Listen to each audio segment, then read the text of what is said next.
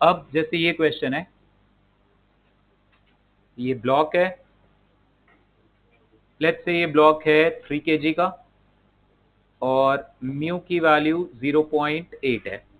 अगर मैंने म्यू की वैल्यू 0.8 ली, इसका मतलब म्यू एस और म्यू के दोनों सेम है। ठीक है, म्यू एस म्यू के दोनों 0.8 है। मैंने इस ब्लॉक पर इस तरीके से फोर्स लगाया, लेट्स से ये फोर्स लगाया मैंने 200 न्यूटन का at an angle of 37 degree. अगर तुम्हें क्वेश्चन में गिवन है कि भाई स्लाइडिंग हो रही है, फिर तो इट्स ओके, फिर तो हम डायरेक्टली फ्रिक्शन फोर्स को कितना ले लेंगे, म्यू के इंटू एन। अगर क्वेश्चन में गिवन है, मान लो इसी क्वेश्चन में मैं तुमसे कहता कि ये ब्लॉक ऑलरेडी चल रहा है, तो फिर तो तुम डायरेक्ट फ्रिक्शन को यहाँ पे म्यू के इंटू एन लेते। लेकिन अभी मुझे नहीं पता, तो मुझे चेक करना पड़ेगा कि ये ब्लॉक चल पाएगा कि नहीं। ये ब्लॉक कब चल पाएगा, जब ड्राइविंग फोर्सेस अपोजिंग फोर्सेस से स्ट्रांग हो। ठीक है, तो अगर इस 3 kg के ब्लॉक को मैं एक जस्ट पार्टिकल की तरह ट्रीट करूं, तो 200 cos 37 इधर को फोर्स आ जाएगा। cos 37 कितना होता है, 4/5। 200 इंटू 4/5 कितना हुआ, 160। तो ये फोर्स आ गया 160, और ये डाउनवर्ड कितना आ गया, 200 cos 200 sin। 200 sin 37 आ जाएगा मेरे ख्याल से 120। एक इसका आ जाएगा वेट नीचे की ओर कितना, 3g यानी 30। तो इसका मतलब ऊपर की ओर इस पे नॉर्मल फोर्स कितना आएगा, n कितना आ जाएगा, 150। क्योंकि ऑलरेडी इसका वेट है 30 न्यूटन का, और तुम भी ऊपर से इसे पुश कर रहे हो 120 न्यूटन के फोर्स से। समझ में आ रही बात ना। ये ब्लॉक इस तरह से है, ये ब्लॉक को आप ड्राइव दे रहे हो कितना, 160 न्यूटन का, 200 cos 37, और डाउनवर्ड फोर्स इसे दबा कितने फोर्स से रहे हो, 120 न्यूटन। तो जब तुमने इस पर इस तरीके से फोर्स लगाया ना, तो इसका मतलब इसका वर्टिकल कंपोनेंट इसको दबा रहा है। तो इस तरह से दबाने से क्या हुआ, एक इसका वजन भी है ऐसे 30 न्यूटन का नीचे की ओर, तो इससे क्या हुआ कि नॉर्मल फोर्स इंक्रीज कर गया। नॉर्मल फोर्स अब कितना हो गया, 120 प्लस 30 150। नॉर्मल फोर्स इंक्रीज होने से क्या होगा, फ्रिक्शन बड़ा हो जाएगा। इसीलिए इस ब्लॉक को अब हमें ऐसे पुश करने में ज्यादा जोर लगाना पड़ेगा। क्यों, तुम्हारे इस तरह से फोर्स लगाने से नॉर्मल फोर्स स्ट्रांग हो गया है। नॉर्मल फोर्स स्ट्रांग हो गया तो फ्रिक्शन स्ट्रांग हो जाएगा। अब फ्रिक्शन फोर्स की लिमिटिंग वैल्यू कितनी आएगी, म्यू एन। 120 और 30 कितना हुआ, नॉर्मल फोर्स कितना हो गया, 150, और म्यू है 0.8। 0.8 इंटू 150 कितनी आ रही है फ्रिक्शन की लिमिट, 120, और तुमने कितना फोर्स दिया है, 160, यानी ये चलेगा।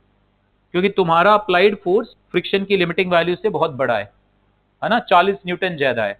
तो इसका मतलब ये ब्लॉक चलेगा। इसका मतलब फ्रिक्शन यहां पे कितना लगेगा, म्यू के एन। अगर मैं म्यू एस और म्यू के अलग देता, तो तुम पहले चेक करते म्यू एस एन क्या है।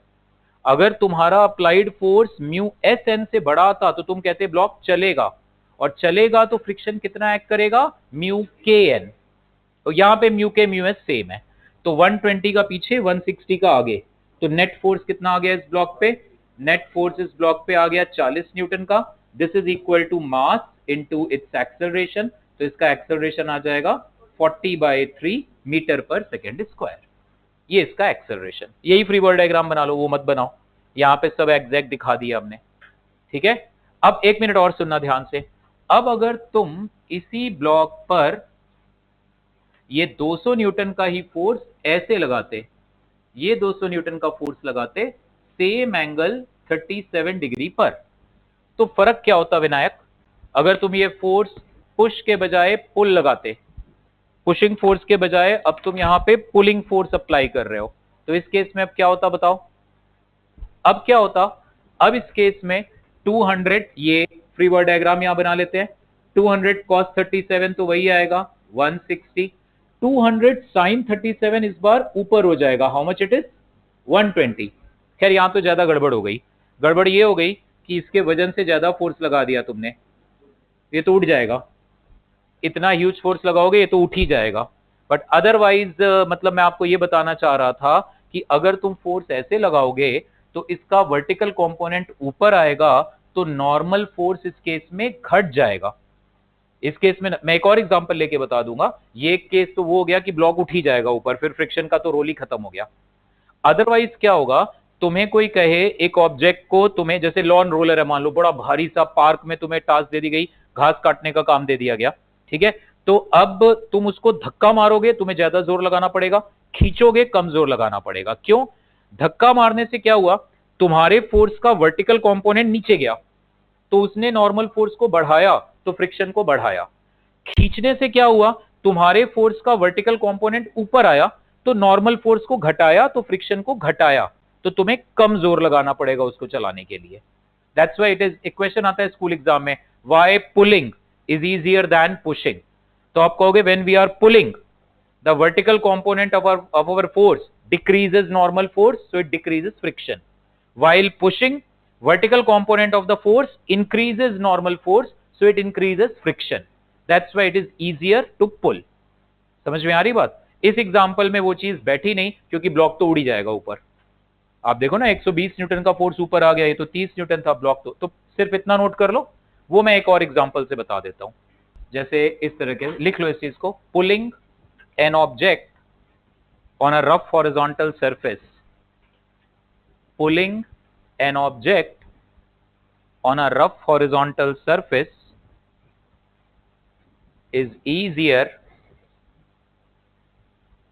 than pushing it. Pulling an object on rough horizontal surface, रक्षिता बेटे छूट गया कुछ? Pulling an object on a rough horizontal surface is easier than pushing it. ठीक है? क्या होगा जब हम ऑब्जेक्ट को पुल कर रहे हैं, तो पुल करने के केस में ये ऑब्जेक्ट है, मान लो इस ऑब्जेक्ट का मास m है, तो नीचे की ओर फोर्स क्या आ रहा है, mg, ऊपर की ओर नॉर्मल फोर्स क्या आएगा, n। अगर तुमने और कोई वर्टिकल फोर्सेस नहीं लगाए तो n और mg बराबर होंगे। क्यों बेटे भव्या? क्योंकि इस डायरेक्शन में कोई मोशन ही नहीं है। आप फंडामेंटल्स पे स्टिक करके चलो, हमेशा मत बोल देना सर ये दोनों बराबर। आप देखना, अरे भाई इस डायरेक्शन में कोई मोशन नहीं है, इसलिए इस डायरेक्शन के दोनों फोर्सेस बराबर। अब मैंने इस ऑब्जेक्ट पे ऐसे, पुल है ना, तो मैंने ऐसे एक फोर्स लगाया F हॉरिजॉन्टल से थीटा एंगल पर, तो ये फोर्स कितना आ रहा है आगे की ओर, F cos थीटा, और ऊपर की ओर ये कितना आ रहा है, F sin थीटा। तो अब इस केस में क्या होगा, क्योंकि वर्टिकल डायरेक्शन में कोई मोशन नहीं है, मतलब ये F sin थीटा mg से बड़ा नहीं है, तो ये ब्लॉक ऊपर नहीं उठेगा। इट इज लाइक कि आप अपने घर में समझो डाइनिंग टेबल को ऐसे खींच रहे हो, अब तुम इतना ज्यादा फोर्स थोड़ा लगा दोगे कि डाइनिंग टेबल उठ गया एकदम, तो तुम डाइनिंग टेबल को ऐसे खींच रहे हो, तो तुम्हारे फोर्स का वर्टिकल कंपोनेंट वेट से छोटा है, तो इसलिए ये उठेगा नहीं ब्लॉक। वर्टिकल डायरेक्शन में क्योंकि अविराज बेटे कोई मोशन नहीं है, तो this plus this equal to this आ जाएगा, तो इसलिए हम क्या लिखेंगे, n plus F sine theta will be equal to mg। तो नॉर्मल फोर्स कितना आ जाएगा, mg minus F sine theta के बराबर आ जाएगा नॉर्मल फोर्स। तो फ्रिक्शन फोर्स की लिमिटिंग वैल्यू कितनी आ जाएगी, म्यू n आ जाएगी। मान लो हमारा ये जो फोर्स था F cos theta mu n की वैल्यू घट गई mg से, यानी फ्रिक्शन फोर्स कम हो गया, तो अब इस ब्लॉक को खींचना आसान नहीं हो गया, है ना। अब फ्रिक्शन फोर्स पीछे की ओर क्या लगेगा, फ्रिक्शन फोर्स पीछे की ओर लगेगा, दिस इज म्यू n। ये म्यू n तभी लगेगा जब ये एफ कॉस थीटा इससे बड़ा था। पता चला ये एफ कॉस थीटा इस फ्रिक्शन की लिमिटिंग वैल्यू से छोटा होता, फिर तो फ्रिक्शन फोर्स उसी के बराबर लगता, ये तो हम सीख ही चुके हैं। बट यहाँ पे मान के चल रहे हैं श्वेया बेटे कि एफ कॉस थीटा बड़ा है, मतलब ये ब्लॉक चल रहा है, तो अगर ये ब्लॉक चल रहा है तो फ्रिक्शन फोर्स सिर्फ इतना लग रहा है। जबकि अगर तुम इसी ब्लॉक को सेम फोर्स F से पुश कर रहे होते, ये ब्लॉक ऐसे तुमने सरफेस पे रखा, ऐसे फोर्स लगाया तुमने F, तो अब तुम्हारे इस फोर्स का ये कंपोनेंट तो सेम आएगा F cos theta. F cos theta ने कोई फर्क नहीं किया, तुम इस ब्लॉक को इस तरफ से खींचो F cos थीटा से या पीछे से धक्का मारो, बात एक ही है, कोई फर्क नहीं है। सो इन दोनों केसेस में तुम्हारा जो फोर्स इस ब्लॉक को चलाना चाहता है दैट इज सेम, दोनों केसेस में F cos थीटा है। बट यहां पे इस F का वर्टिकल कंपोनेंट ऐसे नीचे आ गया, F sin थीटा। कंफ्यूजन तो नहीं है ना कोई, इस F को तोड़ने में, ऐसे F ऐसे था तो एक कंपोनेंट ऐसा आएगा एक नीचे आएगा, इसके नीचे आने से क्या हुआ, ये mg भी नीचे की ओर और ये नॉर्मल फोर्स ऊपर की ओर। अब नॉर्मल फोर्स की वैल्यू हो गई mg plus F sine theta, तो इसलिए फ्रिक्शन फोर्स की लिमिटिंग वैल्यू बड़ी हो गई। तो अब तुम्हें अगर इस ब्लॉक को चलाना है तो तुम्हें जोर ज्यादा देना पड़ेगा, क्योंकि फ्रिक्शन फोर्स बढ़ गया है अब। तो इसीलिए it is said that pulling is easier. आप पुल करोगे तो आपके फोर्स का वर्टिकल कंपोनेंट ऊपर आएगा, नॉर्मल फोर्स को घटा देगा, और धक्का मारोगे तो तुम्हारे फोर्स का वर्टिकल कंपोनेंट नीचे आएगा, नॉर्मल फोर्स और स्ट्रॉन्ग। mg पहले ही नीचे था, एफ साइन थीटा भी नीचे आ गया अर्जु बेटे, तो नॉर्मल फोर्स बढ़ गया, तो फ्रिक्शन ज्यादा हो गया, तो तुम्हें अब धक्का मारने में ज्यादा दिक्कत आएगी। ओके, नोट कर लो इसको। दोनों केसेस में रक्षिता एफ कॉस थीटा सेम है। दोनों केसेस में तुम इस ब्लॉक को जिस फोर्स से चलाना चाहते हो वो सेम है, बट दोनों में फर्क क्या हुआ, फ्रिक्शन यहां ज्यादा हो गया, क्योंकि नॉर्मल फोर्स ज्यादा हो गया। तो अब तुम्हें ज्यादा फ्रिक्शन को ओवरकम करना है, तो यू नीड ग्रेटर एफर्ट। समझ गए भव्या, क्लियर है? नोट कर लो।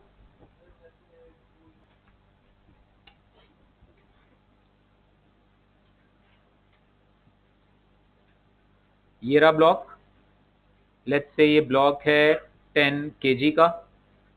एक फोर्स इधर लगाया मैंने 30 न्यूटन का, एक फोर्स इधर लगाया मैंने लेट्स से 60 न्यूटन का, हॉरिजॉन्टल से 37 डिग्री पर 80 न्यूटन कर दो। ठीक है, म्यू की वैल्यू 0.8, फाइंड इट्स एक्सेलरेशन। ये 10 kg का ब्लॉक था, 80 cos 37 कितना आया, कितना?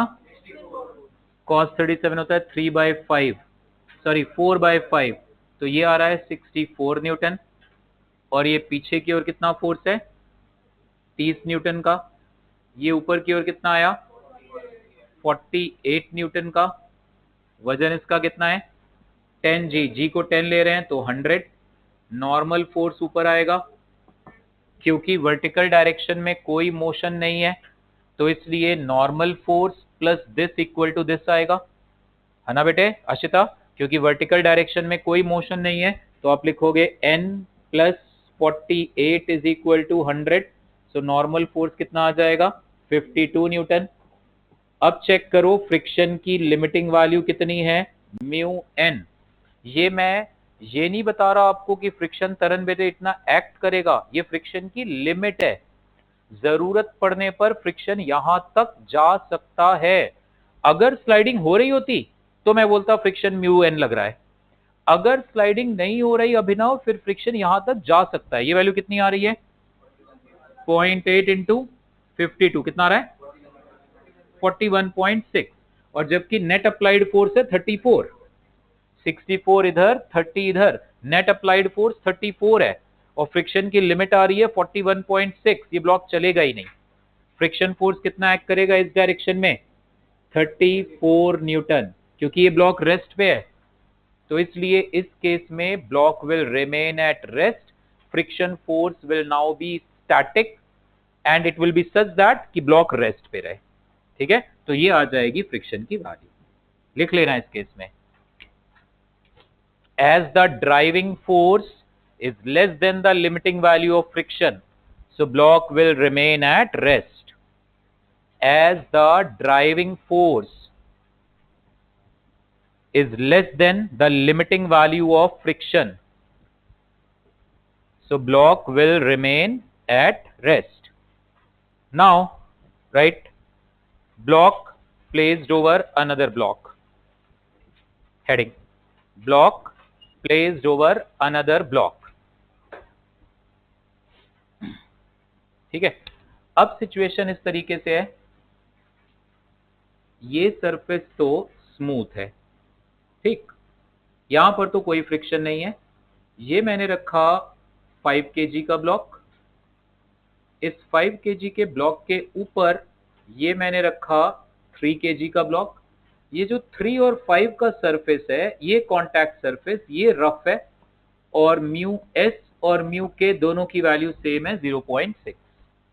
म्यू एस म्यू के सेम, कई बार हम क्वेश्चन करते करते ना ये म्यू एस और म्यू के सेम लेते हैं, तो प्लीज ध्यान रखना, अलग क्वेश्चन में गिवन है तो थोड़ा सा चेंज आएगा।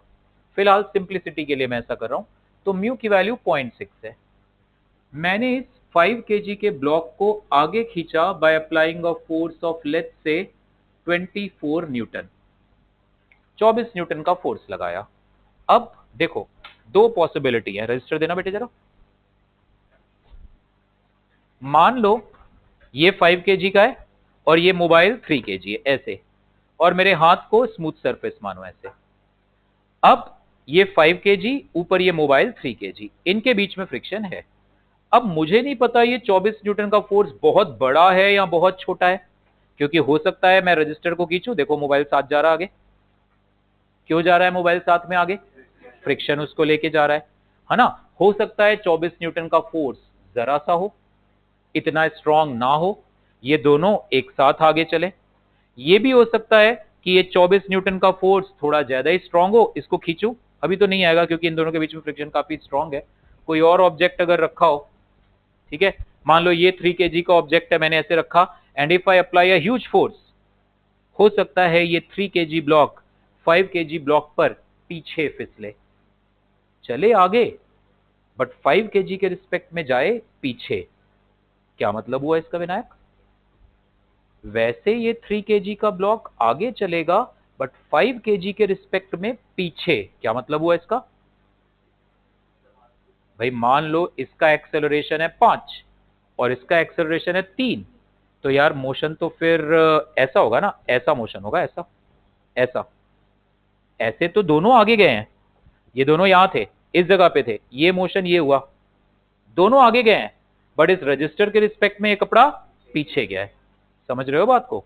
तो अब मुझे नहीं पता, तो 2 मिनट 4 मिनट आप सोचो, मुझे बताओ कि इस केस में इन दोनों ब्लॉक्स के बीच में यहां फ्रिक्शन फोर्स कितना एक्ट करेगा? क्या इन दोनों के बीच में रिलेटिव मोशन होगा या नहीं होगा? क्या ये दोनों इकट्ठा ऐसे चलेंगे या इनके बीच में रिलेटिव मोशन होगा? अगर तुम खुद ही सोचो, अगर तुम इस 5 kg ब्लॉक पे मान लो 100 न्यूटन का फोर्स लगा दो, इधर बेटा प्लीज यार, बातें नहीं, गड़बड़ है, ये गलत बात है, समझने पे पूरा ध्यान देना है, प्रोसेस चलना चाहिए। गवेश इधर आओ बेटे, इधर आके बैठो, यहाँ पे कहीं आ गया जो, यहाँ पे आप लोग थोड़ा खुल खुल के बैठो, बातें नहीं बेटे, वंश काम पे ध्यान बच्चे। हाँ उधर बैठ जाओ, थोड़ा चेयर इधर कर लो दोनों। तो अगर ये फोर्स में बहुत बड़ा लगाता, बहुत ही बड़ा, तो डेफिनेट है 5 और 3 के बीच स्लिपिंग होगी। कैसा मोशन होगा उस केस में? उस केस में मोशन ऐसा होगा, मान लो ये 5 kg का ब्लॉक है, मैं 5 kg के ब्लॉक को थोड़ा लंबा ऐसे दिखा दे रहा हूं, और लेट्स से ये 3 kg का ब्लॉक है, ये 5 kg ये 3। अगर तुमने 5 kg ब्लॉक पे जो फोर्स लगाया वो बहुत ह्यूज है, तो 5 और 3 के बीच में रिलेटिव मोशन होगा, चलेंगे दोनों आगे, लेकिन कौन तेज चलेगा? 5। जाहिर सी बात है यार, तुम उसको खींच रहे हो, ऐसे थोड़ा हो सकता है तुम 5 को तेज खींचो और 3 तुम्हारे पास ज्यादा आ जाए, ये तो हो ही नहीं सकता। या तो दोनों इकट्ठा चलेंगे या फिर कौन तेज चलेगा? 5। मान लो इकट्ठा चल रहे हैं, वो तो यू कैन इजिली इमेजिन, दोनों इकट्ठा चल रहे हैं ऐसे। अगर 5 तेज चल रहा है तो थोड़ी देर के बाद सिचुएशन ये होगी, ये 5 kg ब्लॉक यहां पहुंच गया होगा हो सकता है, एंड 3 kg ब्लॉक यहां कहीं, तो वैसे दोनों आगे गए, लेकिन 3 kg ब्लॉक देखो यहां से सिर्फ इतना दूर था, अब यहां से कितना पीछे आ गया। तो वैसे दोनों इकट्ठा चलेंगे, सॉरी वैसे दोनों आगे चलेंगे, बट 5 के रिस्पेक्ट में 3 किधर जाएगा? पीछे, क्योंकि 5 जा रहा है तेज और 3 जा रहा है स्लो। तो यहां मुझे पता नहीं है, मैं नहीं जानता दोनों इकट्ठा चलेंगे या नहीं, ये आप जरा चेक करो, फिर मैं तो बताऊंगा ही, बट आपका देखते हैं दिमाग क्या कहता है। So check whether the two blocks are moving together or not। Question इस तरह से लिख लो, find the magnitude of friction force between the two blocks। find the magnitude of friction force between the two blocks। हाँ, अरे sorry, magnitude of friction force between the two blocks। देखो ऐसे questions को हम कैसे करते हैं, अब ये नहीं कहना सर ये 24 न्यूटन तो ये 24 न्यूटन, ऐसे नहीं, क्योंकि अब सिस्टम चलेगा, ये बात तो पक्की है, क्योंकि ग्राउंड पे फ्रिक्शन नहीं है, ग्राउंड पे फ्रिक्शन है नहीं। तुम 1 न्यूटन का भी फोर्स लगाओगे तो ये सिस्टम चलेगा, पक्की बात है, बिकॉज ग्राउंड पे फ्रिक्शन नहीं है। सोचो ना, 8 kg के एक ब्लॉक को स्मूथ टेबल पे रख दो, तुम मामूली सा भी फोर्स लगाओ सिस्टम तो चलेगा। तो ये बात तो पक्की है, सिस्टम चलेगा। ठीक, अब आप एक काम करो, आप एज्यूम करो कि ये दोनों ब्लॉक इकट्ठा चल रहे हैं, ये 5 kg और ये 3 kg, ये 5 और ये 3। ठीक है, पहले आरजू बेटे इन सब चीजों पे प्लीज बेटे घर पे ना इन सब के लिए प्रैक्टिस करनी पड़ेगी। यहां पे नॉर्मल फोर्स आएगा 3G के बराबर, यहां नॉर्मल फोर्स आएगा 8G के बराबर वर्टिकल। वहां पे गलती हो रही है, इसका मतलब ये नहीं है आप लोग वीक बच्चे, ऐसा कुछ है, प्रैक्टिस कम है। घर पे ना डायग्राम बना बना के प्रैक्टिस करो, करोगे पक्का अच्छे से करोगे, तो वो तो मुझे बताने की जरूरत नहीं है। आई बिलीव नॉर्मल फोर्स यहाँ 30 और यहाँ 80। ओके, नाउ किसी को डाउट है पूछ लेना मेरे से। मैं मान के चलूंगा ये दोनों ब्लॉक इकट्ठा चल रहे हैं, अगर ये दोनों ब्लॉक इकट्ठा चल रहे हैं तो यहाँ पे फ्रिक्शन कैसा होना चाहिए, स्टैटिक, उसकी वैल्यू लिमिटिंग से कम होनी चाहिए। चेक करो फ्रिक्शन की लिमिटिंग वैल्यू है कितनी, म्यू एन, म्यू कितना है 0.6, एन कितना है 30, फ्रिक्शन की लिमिटिंग वैल्यू है 18 न्यूटन। तो किसी भी कीमत पे फ्रिक्शन यहाँ पे 18 से बड़ा तो नहीं हो सकता। तुम मान के चल रहे हो दोनों इकट्ठा चल रहे हैं, तुमने इसको कितने फोर्स से खींचा है 24, तो इन दोनों में कौन तेज भागना चाहता है 5। फ्रिक्शन क्या करेगा, हमेशा जो तेज जाना चाह रहा है उस पे पीछे की ओर लगेगा और जो स्लो जाना चाह रहा है उस पे आगे। फ्रिक्शन मोशन को अपोज नहीं करता, फ्रिक्शन रिलेटिव मोशन को अपोज करता है, मोशन में उससे कोई प्रॉब्लम नहीं है। मान लो इसी क्वेश्चन में तुम ना, ये 5 kg का ब्लॉक है, ये ऊपर 3 kg का ब्लॉक है, तुम इस पे फोर्स लगा दो लेट्स से 15 न्यूटन का और इस पे फोर्स लगा दो 9 न्यूटन का, फ्रिक्शन आएगा ही नहीं। क्यों, तुम इसको भी चलाना चाह रहे हो 15/5 3 मीटर पर सेकेंड स्क्वायर से, इसको भी 9/3 3 मीटर पर सेकेंड स्क्वायर से। जब दोनों ही सेम एक्सेलरेशन से जाना चाहते हैं तो फ्रिक्शन क्यों आएगा भाई। फ्रिक्शन हमेशा कब आता है, जब दो सरफेसेस आपस में कांटेक्ट में हो, पहले लेक्चर में मैंने पढ़ाया है, दोनों के बीच नॉर्मल फोर्स हो, एक सरफेस तेज चलना चाहे एक स्लो, एक चलना चाहे एक चलना ही ना चाहे। जैसे जमीन है बेंच है, जमीन चलना नहीं चाहती बेंच चलना चाहती है, तो फ्रिक्शन आएगा। इस केस में दोनों सेम एक्सेलरेशन से जाना चाह रहे हैं, फिर फ्रिक्शन को क्या पड़ी है आने की, फ्रिक्शन नहीं आएगा इस केस में, दोनों same 3 metre per second square से चले जाएंगे आगे। समझ में आ रही है बात ना, ये बॉक्स में साइड में नोट कर लेना थी, ठीक है, आपके भाई रिकॉल के लिए। अभी लग रहा होगा okay sir I got it, recall के लिए है ना, बॉक्स में साइड में कहीं नोट कर लो कि इस केस में as both are moving at 3 metre per second square, so no need of any friction. ठीक है बेटे, अक्षय सरफेस रफ है होने दो, सरफेस रफ है इसका ये मतलब नहीं फ्रिक्शन आएगा। मैं रफ सरफेस पे चुपचाप खड़ा हूं, मेरे पैरों पे फ्रिक्शन थोड़ा आएगा। फ्रिक्शन तब आता है जब रिलेटिव मोशन होना चाहे या हो रहा हो, यहां ना रिलेटिव मोशन होना चाह रहा है ना है, कुछ नहीं है, दोनों तो 3 से जाना चाह रहे हैं, फिर फ्रिक्शन क्यों आएगा। इज दैट ओके, तो इसको साइड में बॉक्स में नोट कर लेना कि in this case as both blocks are moving at 3 metre per second square, so no friction, इन दोनों ब्लॉक्स के बीच में कोई फ्रिक्शन नहीं आएगा। ओके, उस क्वेश्चन पे आते हैं वापस, अभी आ गया सामने तो नोट कर ही लो। ओके, हटा दूं नाउ।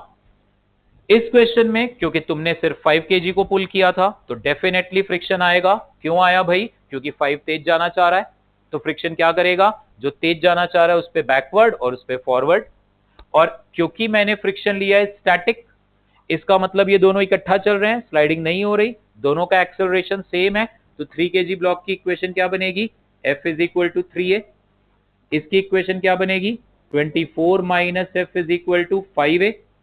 ऐड कर दो इन दोनों इक्वेशंस को, 24 इज इक्वल टू क्या आ गया 8a, a की वैल्यू कितनी आ गई 3 आ गई, F is equal to 3a में F की वैल्यू कितनी आ गई 9। लिमिटिंग वैल्यू कितनी है फ्रिक्शन की 18, आया कितना 9। 9 क्यों आया, क्योंकि इन दोनों सरफेसेस के बीच स्लाइडिंग को रोकने के लिए सिर्फ 9 न्यूटन की जरूरत है। 18 न्यूटन तो उसकी लिमिट है ना बेटे। 18 न्यूटन तक तो वो तब जाएगा जब जरूरत पड़ेगी। यहां पे इन दोनों के बीच रिलेटिव मोशन को रोकने के लिए सिर्फ 9 न्यूटन फ्रिक्शन की जरूरत है, इसलिए उतना ही एक्ट करेगा। So answer is both the blocks will move together and what will be the friction force between the to? 9 Newton. That's all. ऐसे चेक करो। आप पहले मानो दोनों ब्लॉक इकट्ठा चल रहे हैं, फ्रिक्शन की वैल्यू निकालो। अगर वो वैल्यू लिमिटिंग वैल्यू से छोटी आई तो मतलब हमारा ये एजम्पशन कि ये दोनों ब्लॉक इकट्ठा चल रहे हैं इज करेक्ट। अगर ये आ जाता 20 न्यूटन तो इसका मतलब इकट्ठा नहीं चल रहा है, इसका मतलब स्लिपिंग हो रही है, क्योंकि फ्रिक्शन तो 18 से बड़ा हो ही नहीं सकता था, 20 कैसे आ गया? इसका मतलब स्लिपिंग की टेंडेंसी बड़ी स्ट्रांग थी, फ्रिक्शन स्लिपिंग को रोक नहीं पाया। आशिता क्लियर है बेटे? पक्का? नोट कर लो। चलो इसी क्वेश्चन में मान लो अब 5 और 3 के बीच में भी फ्रिक्शन है, म्यू इज इक्वल टू 0.4, और अब मैंने लगाया 24 न्यूटन का फोर्स। नया डायग्राम बनाओ आप लोग। और 5 और ग्राउंड के बीच 24। इस केस में क्या होगा, आप चेक करोगे यहां पे तो आरजू बेटे फ्रिक्शन की लिमिटिंग वैल्यू वही है, 30 into 0.6, 18 newton. Let me call it as F L 1। कितना आ रहा है? 18, 1 यानी ये, ठीक है। इधर ध्यान देना, 5 केजी और टेबल के बीच फ्रिक्शन फोर्स की लिमिटिंग वैल्यू कितनी आ रही है? म्यू कितना है? 0.4। यहां पे नॉर्मल फोर्स कितना है? 80। 80 इंटू 0.4 कितना आ गया? 32। तो एक्चुअली आपका अब 2 मिनट के लिए एक काम करो, आप 2 मिनट के लिए इसे 8 केजी का एक ब्लॉक मानो। 8 केजी का एक ब्लॉक ऐसा, ये 8 केजी का ब्लॉक है ऐसा, 8 केजी और टेबल पे पड़ा हुआ है, और 8 केजी ब्लॉक और टेबल के बीच फ्रिक्शन की लिमिटिंग वैल्यू कितनी आ रही है? 32। तुम कितना फोर्स अप्लाई कर रहे हो यहां से? Only you are applying 24 newton, तो मोशन तो होगा ही नहीं। ये बिल्कुल ऐसी सिचुएशन है, डाइनिंग टेबल है, डाइनिंग टेबल के ऊपर तुमने एक भारी किताब रखी हुई है, तुम डाइनिंग टेबल को खींच रहे हो, वो चल नहीं रहा। क्यों? फ्रिक्शन से कम फोर्स लगा रहे हो तुम। जब डाइनिंग टेबल ही नहीं चलेगा तो डाइनिंग टेबल और बुक के बीच में तो फ्रिक्शन आएगा ही नहीं। इस 5 और 3 के बीच में फ्रिक्शन कब आएगा? जब 5 चले। यहां तो 5 बेचारा खुद ही नहीं चल पा रहा, तो वो 3 को क्या खींचेगा? तो in this case what will happen is, ये 3 केजी ब्लॉक, ये 5 केजी ब्लॉक, मैं प्लीज वर्टिकल फोर्सेस दिखा नहीं रहा हूं, आप प्लीज, वर्टिकल फोर्सेस है ही क्या? Normal force and 3G। इस पे नॉर्मल नीचे, एक नॉर्मल ऊपर और 5G, बस। वर्टिक वो हम कर चुके हैं लॉज ऑफ मोशन की शुरुआती क्लासेस में। तो यहां पे तुम फोर्स अप्लाई कर रहे हो कितना? 24। यहां पे फ्रिक्शन कितना एक्ट करेगा? 24, क्योंकि लिमिट 32 है, और यहां पे फ्रिक्शन आएगा ही नहीं, फ्रिक्शन फोर्स हियर इज 0।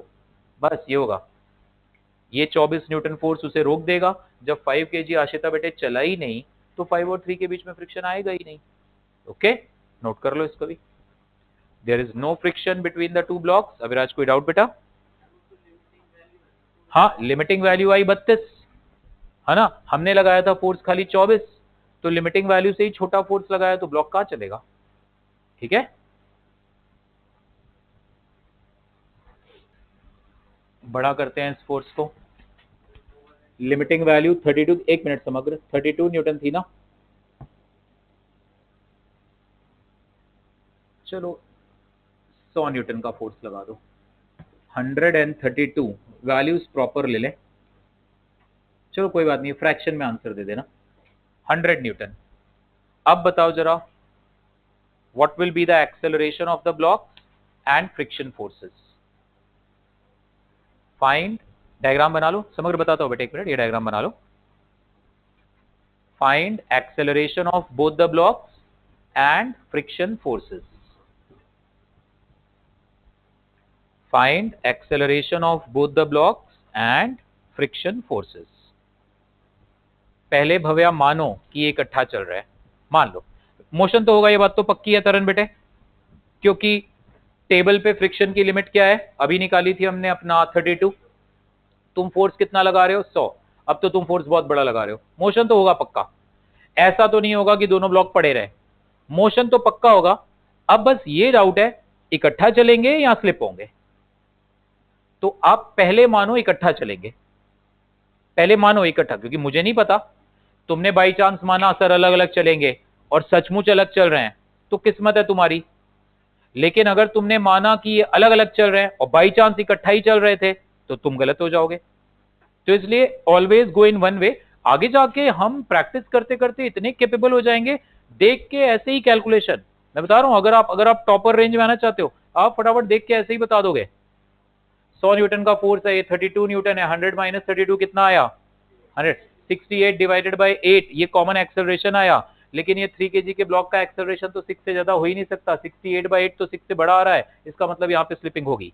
ऐसे सोचोगे आप, कुछ समझ तो नहीं आया होगा, किसी किसी को आ गया होगा, ऐसे आप सोच पाओगे। आप देखोगे कि यार 3 kg को फ्रिक्शन चला रहा है, 3 kg पर मैक्सिमम फोर्स यहाँ पे कितना आ सकता है 18, 3 kg का मैक्सिमम एक्सेलरेशन क्या हो सकता है 6। अगर मैं ये मानूं कि इकट्ठा चल रहे हैं तो एक्सेलरेशन आ रहा है 100 माइनस 32, 68 बाई 8, 6 से बड़ा, इसका मतलब ये इकट्ठा नहीं चलेंगे। ऐसे सोचोगे, वो मैं सब बताऊंगा, अभी तो प्यार से सॉल्व करो, आप आराम से सॉल्व करो। आप मानो इकट्ठा चल रहे हैं, फ्रिक्शन ढूंढो। अब ये नहीं कहना सर सीधे शॉर्टकट सिखाओ, वो सब मुझे पता है, आप पहले डिटेलिंग तो सीखो आराम से, ठीक है। सो हम कैसे सॉल्व करेंगे देखना, इधर हमने माना कि ये दोनों ब्लॉक इकट्ठा चल रहे हैं, ठीक है, ये 5 kg, ये 3, ये फोर्स कितना लगाया हमने 100, यहां पे तो फ्रिक्शन अपनी लिमिट पे लगेगा, वो तो पहले ही चेक कर लिया है ना। मैंने माना ये दोनों इकट्ठा चल रहे हैं तो इसलिए इस पे फ्रिक्शन लगेगा पीछे, इस पे फ्रिक्शन लगेगा आगे, ये फ्रिक्शन आएगा, ठीक। इसके लिए इक्वेशन क्या बनेगी 100 minus 32 minus F is 5a, इसकी इक्वेशन क्या बनेगी f is equal to 3a, add कर दो, 100 माइनस 32 कितना आया 68 is equal to 8a, a कितना आ गया 68 बाय 8, दैट इज 8.5, है ना, ये जो मैंने वैसे ही कैलकुलेट कर दिया था। अब f की वैल्यू कितनी आ गई, f is equal to 3a, so 3 into 8.5 कितना आ गया, which is greater than limiting value. Limiting value यहाँ 18 थी तो ये गलत है, ये हो ही नहीं सकता इतना फ्रिक्शन, ठीक है अक्षय।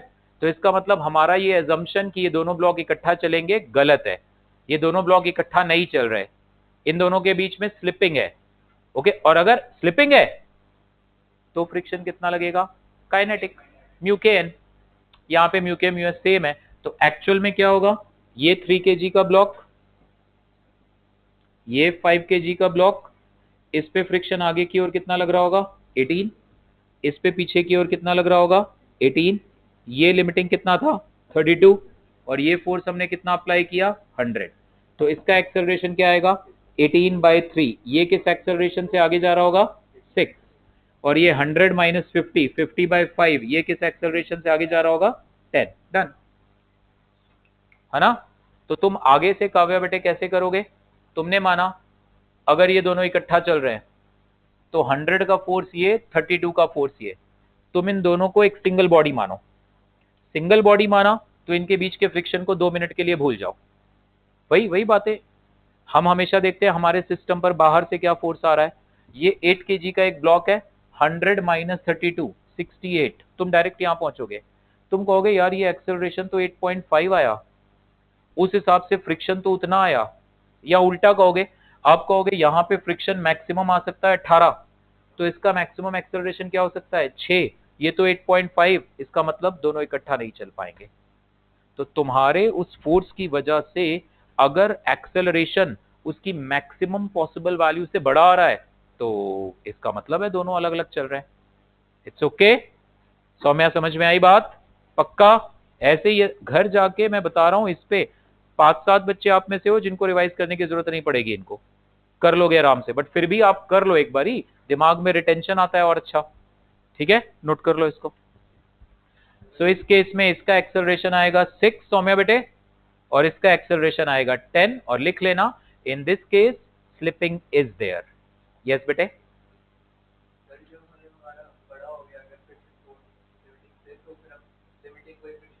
हाँ जी, ऑफ कोर्स। हाँ जी, क्योंकि इसका मतलब है इन दोनों के बीच स्लिपिंग को रोकने के लिए 25.5 न्यूटन फोर्स की जरूरत थी, बट वहां तक तो जा ही नहीं सकता, इसका मतलब स्लिपिंग हो चुकी है। ठीक है, तो in this case slipping is there between the blocks. लिख लेना ना, in this case slipping is there between the blocks. upper block is moving at 6 metre per second square and lower is moving at 10। Arzoo doubt है बेटे कहीं? Doubt है कहीं? बताना मुझे क्लास के बाद, जहां भी है। क्लास के बाद बेटे रुका, तुम लोग निकल लेते हो बस, हो गया सर अब हम चले। रुको, डाउट डिस्कस करो, जो भी डाउट है क्लियर करो। यस, एक्सेलरेशन बेटे देख, मैंने माना कि ये दोनों, आरजू आप भी सुनो, मैंने माना ये इकट्ठा चल रहा है। मुझे देख, चलेंगे ये तो पक्का है क्योंकि यहां पे लिमिट थी 32 न्यूटन। मैंने माना ये दोनों इकट्ठा चल रहे हैं। अगर ये दोनों इकट्ठा चल रहे हैं तो इनके बीच में फ्रिक्शन कैसा होना चाहिए? स्टैटिक। और ये फ्रिक्शन 18 न्यूटन से छोटा होना चाहिए। तो मैंने लिखा 100 माइ, और ये फ्रिक्शन पीछे ही लगेगा, क्यों? 5 और 3 में कौन तेज जाना चाह रहा है? 5। तो फ्रिक्शन क्या करेगा? जो तेज जाना चाह रहा है उस पर बैकवर्ड लगेगा। सो 100 माइनस एफ माइनस 32 इज 5 है। इसकी इक्वेशन बनाई, एफ इक्वल टू 3 है। सॉल्व करा, ए और एफ निकाला, एफ इतना आया।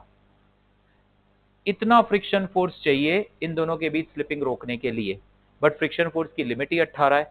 इसका मतलब ये दोनों इकट्ठा नहीं चल रहे, स्लिपिंग हो रही है। और अगर स्लिपिंग हो रही है तो फ्रिक्शन कितना लग रहा होगा? 18। तो 18 इज इक्वल टू 3 है, इसका एक्सेलरेशन आ गया। और 100 माइनस 32 माइनस 18 से इसका आ गया। ओके, नोट कर लो। ये क्वेश्चन देखना,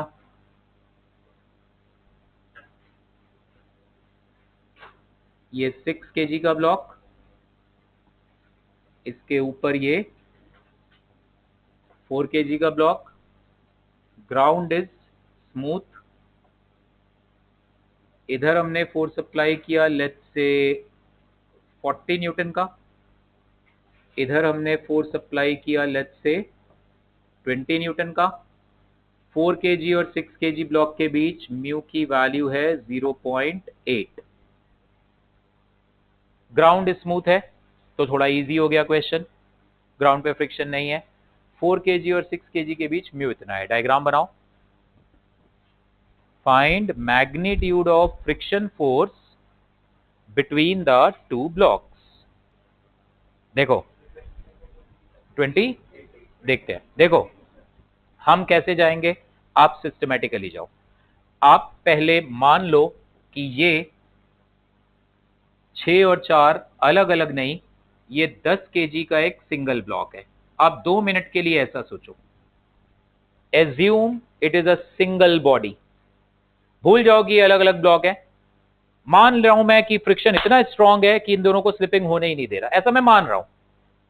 लिमिटिंग वैल्यू तो कैलकुलेट कर ही लोगे। लिमिटिंग वैल्यू कितनी आ रही है? 40 इंटू 0.8, 32 न्यूटन लिमिटिंग वैल्यू। आरजू बेटे डाउट तो नहीं है उसमें? है ना, लिमिटिंग वैल्यू यहाँ पे और यहाँ पे नॉर्मल फोर्स कितना आएगा? 100। लिमिटिंग वैल्यू मुझे पता है। 2 मिनट के लिए मैंने माना कि एक सिंगल ब्लॉक है 10 kg का। मैं इधर से कितने फोर्स से पुल कर रहा हूं? 40। और इधर कितने फोर्स से पुल कर रहा हूं? 20। अब ये मत कहना सर इन दोनों को तो आप उल्टे डायरेक्शन में पुल कर रहे हो, ये तो ऐसे जाने चाहिए।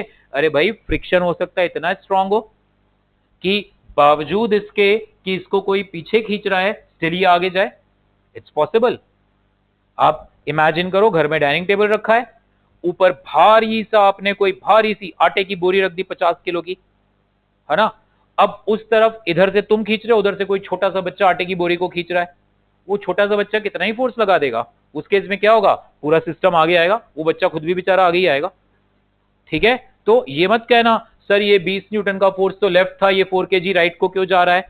अरे भाई फ्रिक्शन देखो ना, लिमिट यहां 32 न्यूटन की है, फ्रिक्शन इससे स्ट्रांग है, आगे जा सकता है ये। तो पहले आप ये मानो कि ये 10 kg का एक ब्लॉक है। कितना नेट फोर्स आ रहा है? 40 माइनस 20, कितना आ रहा है? 20। That is equal to 10a। So acceleration कितना आ गया? 2। अब इन्हें अलग अलग इमेजिन करो, अलग अलग। सो 4 kg का ब्लॉक एंड ये 6 kg का ब्लॉक नीचे। 4 kg के ब्लॉक पे इधर फोर्स कितना लगाया हमने 20।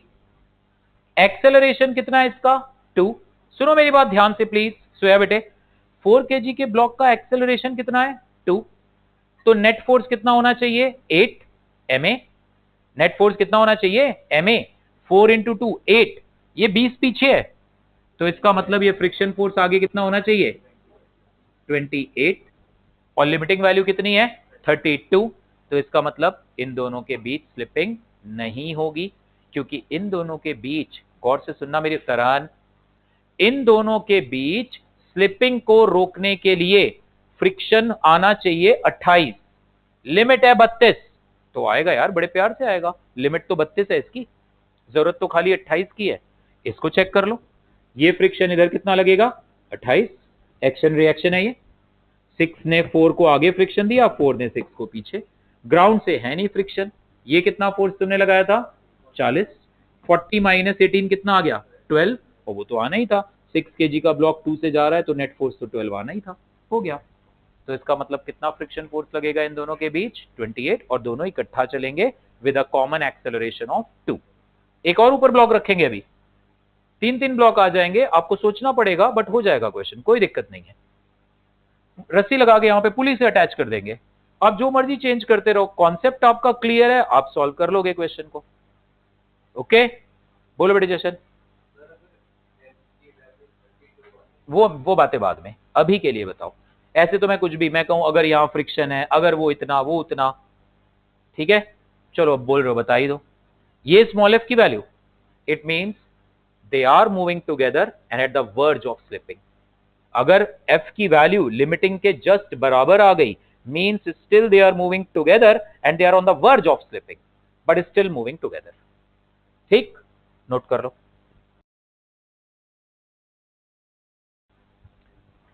ओके चलो करते हैं एक ये सॉल्व। ये 5 kg का ब्लॉक इसके ऊपर ये 3 kg का ब्लॉक, इसके ऊपर ये 2 kg का ब्लॉक, 2 और 3 के बीच में म्यू की वैल्यू है 0.4, 3 और 5 के बीच में म्यू की वैल्यू है 0.6। यहां पे हमने अप्लाई किया फोर्स F, हमें बताना है F की किस वैल्यू पर स्लिपिंग शुरू होगी 2 और 3 के बीच और 3 और 5 के बीच, है ना। F की वो कौन कौन सी दो वैल्यूज है जहां पे इधर स्लिपिंग शुरू होगी और इधर, ठीक है। क्वेश्चन लिखो, ग्राउंड स्मूथ है, कंफर्टेबल, लिखो find at what value of applied force F, find at what value of applied force F slipping will start between the blocks। ठीक, मैं बताता हूं सुनो ध्यान से। नाउ व्हाट विल हैपन, ये 3 ब्लॉक है, सबसे पहले तो लिमिटिंग वैल्यू ढूंढ लें। 2 और 3 के बीच फ्रिक्शन फोर्स की लिमिटिंग वैल्यू, 2 और 3 के बीच नॉर्मल फोर्स आएगा 20 इंटू 0.4, 8 न्यूटन। 3 और 5 के बीच फ्रिक्शन फोर्स की लिमिटिंग वैल्यू, 3 और 5 के बीच नॉर्मल फोर्स कितना है 5g। नॉर्मल फोर्स उस जगह से ऊपर वाले वजन के बराबर होगा, यहां नॉर्मल फोर्स भव्या कितना होगा 10g, यहां normal force 5g, 50 into 0.6, 30 Newton है फ्रिक्शन की लिमिट। मेरी बात गौर से सुनते चलना, होगा क्या, ये रहा 2 kg का ब्लॉक, ये रहा 3 kg का ब्लॉक, ये रहा 5 kg का ब्लॉक। आपने अप्लाइड फोर्स यहां F लगाया, जैसे ही आपने फोर्स किसको दिया 5, तो 5 खाली चलना चाहेगा, 5 चलना चाहेगा तो मतलब ये सरफेस इस सरफेस से तेज भागना चाह रही है, तो इन दोनों के बीच का जो फ्रिक्शन है इस पे लगेगा पीछे F1, इस पे लगेगा आगे F1। मैं मान के चल रहा हूं तीनों ब्लॉक इकट्ठा चल रहे हैं तो फ्रिक्शन लिमिटिंग वैल्यू से छोटे ही होंगे। अब F1 की वजह से जब ये 3 kg का ब्लॉक आगे जाना चाहेगा तो इन दोनों सरफेसेस के बीच में फ्रिक्शन इस पे लगेगा पीछे और इस पे लगेगा आगे। इसमें किसी को कोई डाउट है तो बता दो। आपने किस पे फोर्स लगाया था रक्षिता बेटे? 5 केजी पे। तो 5 केजी तेज जाना चाहेगा, तो यहां पे जो अविराज फ्रिक्शन है, क्योंकि ये सरफेस तेज जाना चाह रही है तो उस पे पीछे लगेगा, ऊपर वाली सरफेस स्लो जाना चाह रही थी तो उस पे आगे। अगर मैं इन दोनों सरफेसेस को देखूं तो ये तेज जाना चाह रही है, इसीलिए इस पे पीछे है, उस पे आगे। 3 केजी ब्लॉक 2 केजी ब्लॉक से तेज जाना चाह रहा है, इसलिए वहां पे फ्रिक्शन उस पे पीछे है। लेकिन 3 केजी ब्लॉक 5 केजी ब्लॉक से स्लो चलना चाह रहा है, इसलिए यहां पे फ्रिक्शन उस पे आगे है। Is this okay? कोई डाउट इसमें? पक्का क्लियर है?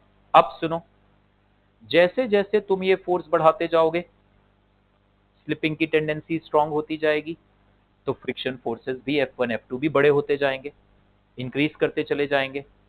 ठीक, चेक करो। मान लेता हूं मैं पहले कि, या चलो जनरल सॉल्व करते हैं। ठीक है, एक काम करते हैं, कॉमन एक्सेलरेशन निकालते हैं इनका। अगर मैं मानूं कि ये पूरा 10 केजी का ब्लॉक है इकट्ठा, तो what I can write, capital F is equal to 10A। इसमें कोई डाउट है किसी को? ये मैंने तीनों ब्लॉक्स को एक सिंगल बॉडी माना। आप अलग अलग मानो बेटे आरजू। आप क्या लिखोगे? इस 2 केजी ब्लॉक के लिए इक्वेशन क्या बनाओगे? F2 is equal to 2A। इसके लिए इक्वेशन क्या बनाओगे? F1 minus F2 is equal to 3A। इसके लिए क्या इक्वेशन बनाओगे? Capital F minus F1 is equal to 5A। तीनों इक्वेशंस को ऐड कर दो बेटे, तीनों को ऐड कर दो, you will get what, capital F is equal to 10A। एक ही बात है।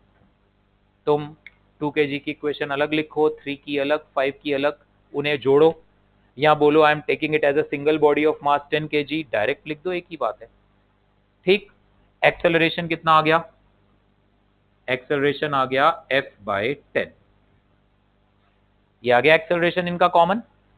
अब जरा इसको देखना तो इक्वेशन को, F2 कितना था? 2A। So F2 is equal to 2A, यानी 2 टाइम्स F/10, यानी कितना आ गया? F/5। ये F2 की वैल्यू आ गई F/5।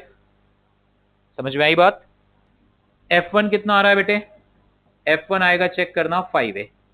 पहली दो इक्वेशंस को जोड़ दो गीतांश, पहली दो इक्वेशन को जोड़ो, F2 F2 कट जाएगा, F1 इज 5A। ठीक, या तुम ऐसे भी कहो सर 2 और 3 को एक सिंगल बॉडी मान लो, 2 और 3 को सिंगल बॉडी मानो तो F2 गया, F1 is equal to 5A, है ना? तो यहां से F1 कितना आ गया बेटे? 5। A कितना है? F/10। तो F1 कितना आ गया? F/2 आ गया। इसका मतलब जब तक ये तीनों ब्लॉक इकट्ठा चल रहे हैं, क्योंकि ये जो आपके आंसर्स आए हैं ना, ये तभी तक वैलिड है जब तक ब्लॉक्स इकट्ठा, क्योंकि तुमने माना था ऑल 3 आर मूविंग टुगेदर। तो जैसे जैसे तुम अप्लाइड फोर्स बड़ा करते जाओगे, F2 भी बड़ा होता जाएगा, F1 भी बड़ा होता जाएगा, होते जाएंगे। जैसे जैसे तुम अप्लाइड फोर्स बढ़ाते जाओगे, फिर जाहिर सी बात है, मैं अप्लाइड फोर्स बढ़ाता जाऊंगा तो 5 और तेज चलना चाहेगा, तो यहाँ फ्रिक्शन और ज्यादा चाहिए होगा। 3 तेज चलेगा तो वहां पे भी फ्रिक्शन ज्यादा चाहिए होगा, और होता जाएगा। बट इन पे लिमिट है, यहाँ पे फ्रिक्शन कहां तक जा सकता है? 8 न्यूटन। तो चेक करो जरा, ये F2 की वैल्यू अगर मैं 8 न्यूटन रखूं तो F कितना आ रहा है? 40। F1 इसकी लिमिटिंग वैल्यू कितनी है? ये मैंने सही किया, FL2, और वहां मैंने F1 कर दिया, इसको कर दो FL1 FL2, ऐसे कर दो। इसको ऊपर वाली सरफेस को, नीचे वाले को 1 माना है, ऊपर वाले को 2 माना है। ठीक है, नाउ F2 कितना आ रहा है? Sorry, F1 F/2। ये अगर मैं 30 के बराबर करूं तो इसका मतलब अप्लाइड फोर्स कितना आ रहा है? 60।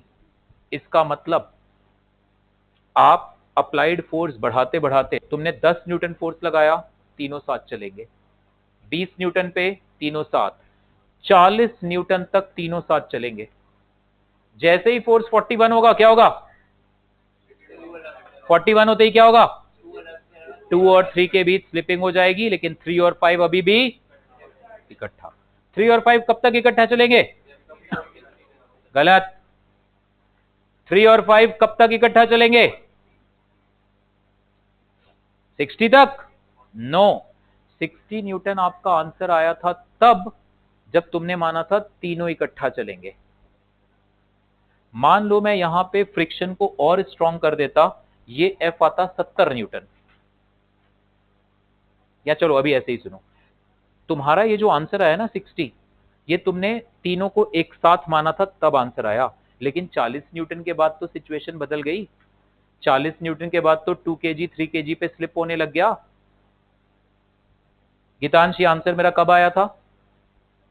जब हमने माना था सब इकट्ठा चल रहे हैं, लेकिन 40 न्यूटन के बाद तो वो चीज गलत हो गई। 40 न्यूटन के बाद तो 2 और 3 में स्लिपिंग हो गई, तो इसका मतलब ये 60 न्यूटन अब सही आंसर नहीं है। 3 और 5 के बीच में स्लिपिंग अब कब होगी, आपका काम है ये बताना। पहले इसको नोट करो, सो बेटे टाइम मत देखो, बहुत सही टाइम चल रहा है। आप पहले इसको सॉल्व करो, पूरा दिमाग इधर लगाओ।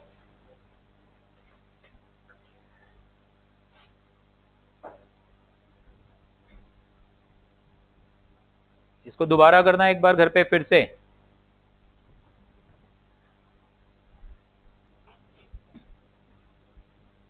अब हम क्या करेंगे, नाउ आप 3 and 5 take it as system.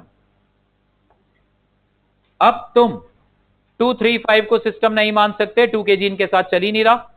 और ये मैंने अभी आपको सिखाया है, अगर दो ऑब्जेक्ट के एक्सेलरेशन अलग अलग है, don't take it as a system, because that will land you to COM concept, वो हम आगे पढ़ेंगे। ठीक, आगे जाके हम ऐसा करेंगे, m1 का एक्सेलरेशन अलग है, m2 का अलग है, still we will consider them as a system, वो करेंगे आगे, अभी नहीं। सो अब 3 and 5, now the applied force F is greater then 40। सो अब मैं ये 3 और 5 को सिस्टम मान रहा हूं। 3 और 5 मैं ऐसा एज्यूम कर रहा हूं ये दोनों इकट्ठा जा रहे हैं। ये मैंने फोर्स अप्लाई किया हुआ है कितना, F। 2 ऊपर है, अब ये नहीं कहना सर वो स्लिप होके गिर गया। मान लो ये ब्लॉक बड़े लंबे लंबे है, तो 2 kg अभी ऊपर है, स्लिप कर रहा है, गिरा नहीं है, ऊपर ही है, तो गिर गया फिर तो खेल ही खत्म ना, फिर तो बचे ही 3 and 5। तो 2 kg ऊपर है, दिखा नहीं रहा क्योंकि मेरा सिस्टम 3 और 5 है, अब मैं नहीं दिखा रहा उसको। लेकिन अब वहां पे फ्रिक्शन इधर पीछे लग रहा होगा, कितना, 8 न्यूटन लिमिटिंग वैल्यू। स्लिपिंग हो गई ना, स्लिपिंग हो गई तो फ्रिक्शन कितना लग रहा होगा, 8, और 2 kg पे कितना लग रहा होगा, 8 आगे, तो 2 kg अपना फोर्स से जा रहा होगा। 2 kg का खेल खत्म। 40 न्यूटन से बड़ा फोर्स होते ही 2 kg अपना फोर्स से चलने लग जाएगा। अब हमें ढूंढना है 3 और 5 के बीच स्लिपिंग कब होगी। फिलहाल मैंने माना है ये इकट्ठा चल रहे हैं, तो इनके बीच में फ्रिक्शन कैसा होगा, स्टैटिक। इस पे किधर लगेगा, ऑफ कोर्स पीछे। इस पे किधर लगेगा, आगे। इसकी इक्वेशन क्या बनेगी, capital F minus small f is 5a। इसकी क्या बनेगी, F minus 8 is equal to 3a। Add कर दो, F minus 8 is equal to 8a। तुम इसको डायरेक्ट भी लिख सकते थे, तुम कहते ये 8 kg की सिंगल बॉडी है, F आगे और 8 पीछे, इस स्मॉल f की बात ही ना करते, आप सीधे बोलते ये 8 kg की सिंगल बॉडी है। हाँ या ना, ठीक है बेटे आयुष, ओके। सो ये आ गया F माइनस 8 इज 8a। अब स्मॉल f निकाल लो, small f minus 8 is equal to 3a है। सो स्मॉल f कितना आ गया, 8 plus 3a, that is 8 plus 3 times acceleration कितना आ रहा है, F माइनस 8 बाय 8। ये आ रहा है, सॉल्विंग ही है बस, और कुछ खास नहीं कर रहे हैं, मेन समझने वाली चीज है, अब तो सॉल्व है बस। तो स्मॉल f कितना आ गया यहां से, 8 कितना आ गया, 64 plus 3f minus 24 by 8। So small f आ रहा है 3f बाय 8। 64 माइनस 24 कितना आएगा, 40 बाय 8 कितना आ जाएगा, 5।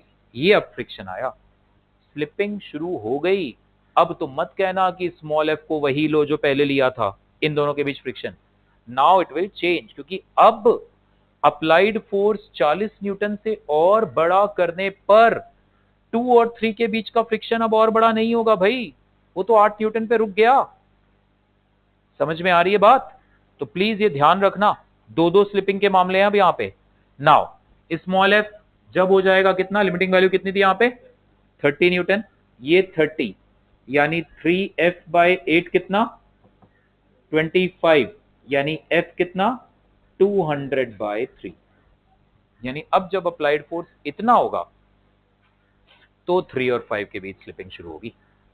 ओके, मार्क करके रखना है, इसको रिवीजन करना जब भी तो इसको दोबारा खुद से करो या आपस। हाँ 60 से ज्यादा आया 200/3। अरे मतलब इस फोर्स के बराबर आते ही ऑन द वर्ज हो जाएगा और इससे हल्का सा बड़ा किया स्लिपिंग शुरू हो जाएगी। ठीक है,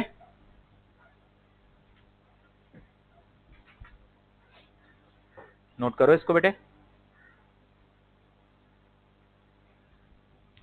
now right next heading, angle of repose.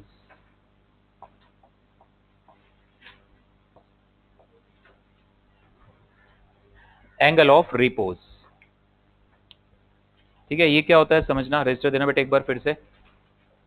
Angle of repose समझो आप, ये एक रफ सरफेस है, ये एक mkg का ब्लॉक मैंने ऊपर रखा। ठीक है, मैं इस सरफेस को ग्रेजुअली इंक्लिनेशन ऐसे इंक्लाइन करता जा रहा हूं, ये ब्लॉक स्लिप नहीं हुआ, और ज्यादा इंक्लाइन करते गए करते गए करते गए करते गए, जिस एंगल पर ये जस्ट स्लिप होना शुरू कर देगा, this is called angle of repose. It is that angle of the inclined plane from the horizontal at which a block placed on it will just start sliding down. This angle is called what? Angle of repose.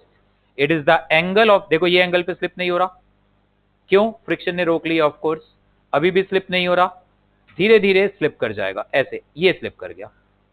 So it is the minimum angle of the, अगर अब मान लो ये angle आया 30 degree मान लो, तो इसका मतलब अगर इस इंक्लाइन का एंगल 30 से कम है 20, स्लिपिंग नहीं होगी, 30 से बड़ा है स्लिपिंग होगी, 30 पर स्लिपिंग विल जस्ट इनिशिएट।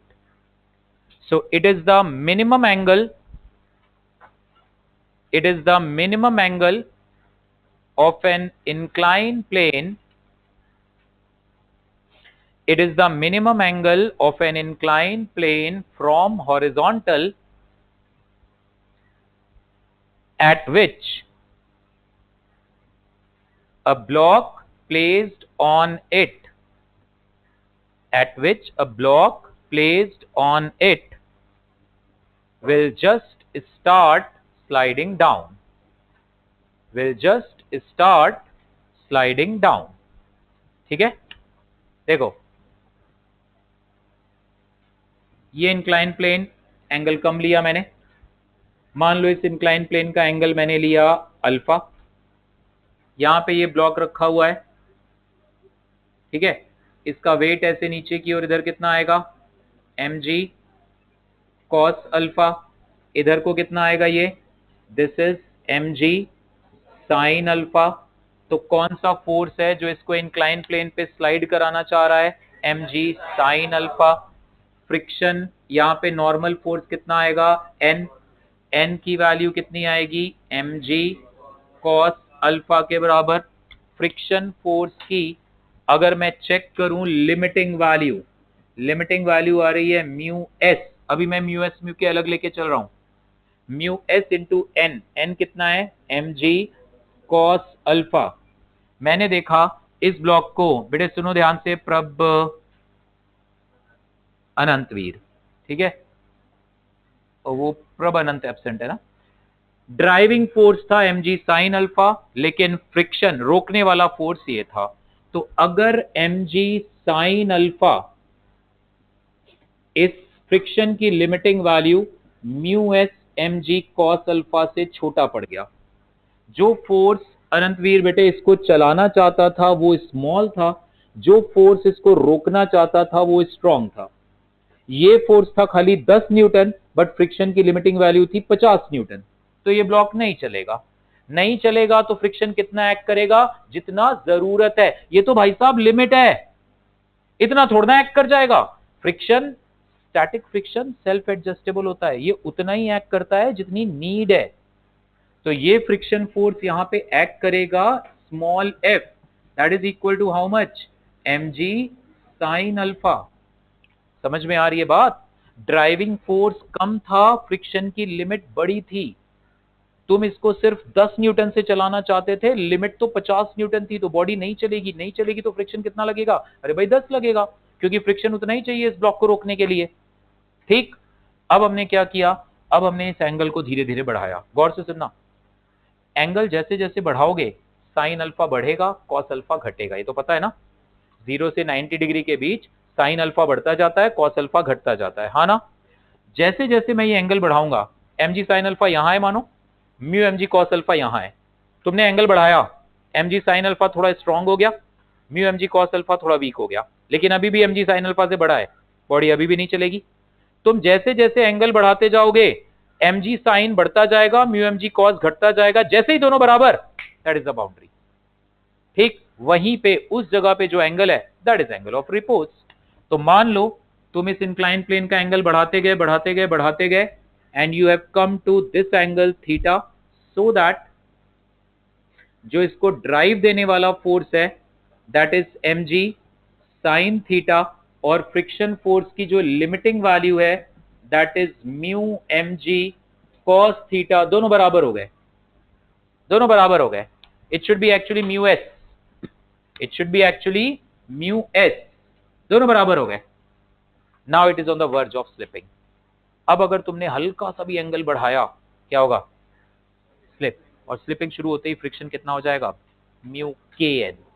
अब फ्रिक्शन गिर जाएगा, हल्का सा डिप मारेगा, फ्रिक्शन म्यू के एन हो जाएगा। समझ आ रही है बात? सो ये वो एंगल है जहां पे body is on the verge of slipping, क्योंकि अब तुम्हारा अप्लाइड फोर्स लिमिटिंग के जस्ट बराबर हो गया है।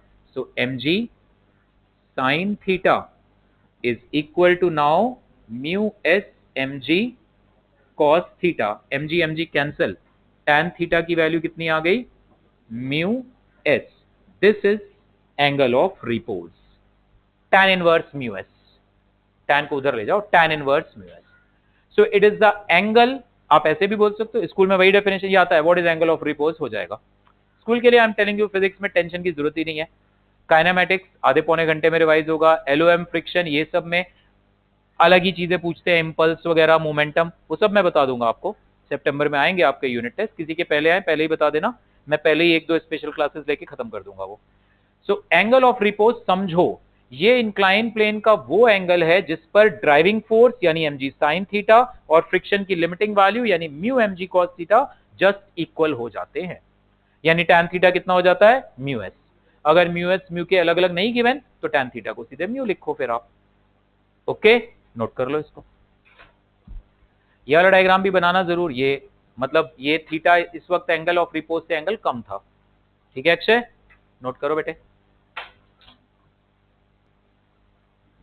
तो अब ध्यान रखना, अब मैं म्यू एस म्यू के सेम ले रहा हूं फिलहाल, मतलब अब इसी जगह पे सोया बेटे, इसी जगह पे मान ले बच्चे मैंने इसको हल्का सा धक्का दे दिया, क्या होगा? किस एक्सेलरेशन से? M G sine theta minus mu K M G cos theta करना आप, क्योंकि अब ये स्लिप होने लग गया, स्लिप होने लग गया तो वो म्यू एस हट जाएगा, अब क्या आ जाएगा? म्यू के। तो अब ये अगर मान लो मैं यही क्वेश्चन दूं, एक ब्लॉक इंक्लाइन प्लेन पे पड़ा है, म्यू एस म्यू के अलग हैं, एक ब्लॉक इंक्लाइन पे पड़ा है और बस स्लिप होना चाहता है, आपने उसे हल्का सा धक्का मार के छोड़ दिया, बताइए किस एक्सेलरेशन से नीचे जाएगा? So M G sine theta minus mu K M G cos theta is equal to M A. ठीक, अगर मैंने कहा म्यू एस म्यू के बराबर है तो फिर आप कहोगे इसको हल्का सा पुश करने पर ये जीरो एक्सेलरेशन से, मतलब तुम्हारे हल्का सा पुश करने से मान लो तुमने उसे 1 मीटर पर सेकेंड की स्पीड दे दी, वो 1 से ही चलता रहेगा, क्योंकि अब तो म्यू एस म्यू के सेम है ना। अगर इट्स ओके, पक्का? तो अब अगर मैं म्यू एस और म्यू के को सेम लूंगा तो आप ये बात ध्यान रखना कि अगर इंक्लाइन प्लेन पे एक ब्लॉक पड़ा है और कोई फोर्स नहीं लगाया मैंने और कोई फोर्स नहीं लगाया, इसको नीचे कौन ले जाना चाह रहा है? इसका वेट। मैं अगर एक और फोर्स मैं भी लगा दूं, ये सारी कहानी गई। अब तुम एंगल ऑफ अब तुम चेक करना, ड्राइविंग फोर्सेस बड़े हैं या अपोजिंग बड़े हैं, चेक करना। ठीक, तो ये जो कॉन्सेप्ट है ना tan theta is equal to mu S, ये तभी तक वैलिड है जब तक सिर्फ ग्रेविटी उसको चलाना चाह रही है। तो अगर इंक्लाइन प्लेन पे एक ब्लॉक पड़ा है, अगर tan थीटा म्यू एस से बड़ा है तो ब्लॉक फिसलेगा, अगर tan थीटा म्यू एस से छोटा है रुका रहेगा। इट्स ओके, समझ गए ना बात को? अच्छा, लास्ट क्वेश्चन बस एक। ये इंक्लाइन, थीटा की वैल्यू 37 डिग्री, म्यू की वैल्यू 0.5। हर नूर बेटे गलत बात, काम पे ध्यान बच्चे। म्यू एस म्यू के दोनों को मैं म्यू ले रहा हूं, ठीक। tan थीटा कितना आ रहा है? tan 37 कितना होता है? 3/4 यानी 0.75। म्यू कितना है? 0.5, यानी इस केस में tan 37 डिग्री म्यू से बड़ा आ रहा है, यानी ये ब्लॉक फिसलेगा। अगर मैं यहाँ पे एक ब्लॉक को रखूंगा तो ये ब्लॉक ऑफ मास m नीचे फिसलेगा। क्यों फिसलेगा? क्योंकि tan of this angle mu से बड़ा है। tan थीटा अगर छोटा होता ना फिसलता, ठीक है ना बेटे? तो अब अगर मान लो इस इंक्लाइन प्लेन की लेंथ 10 मीटर है, तो जरा बताओ ये कितनी देर में नीचे पहुंचेगा? Find time taken by the block in moving from A to B. एक छोटे से क्वेश्चन का आंसर दो मुझे, that's all.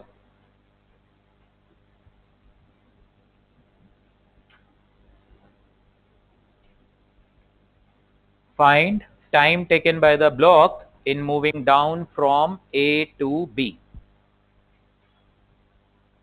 Find time taken by the block in moving down from A to B.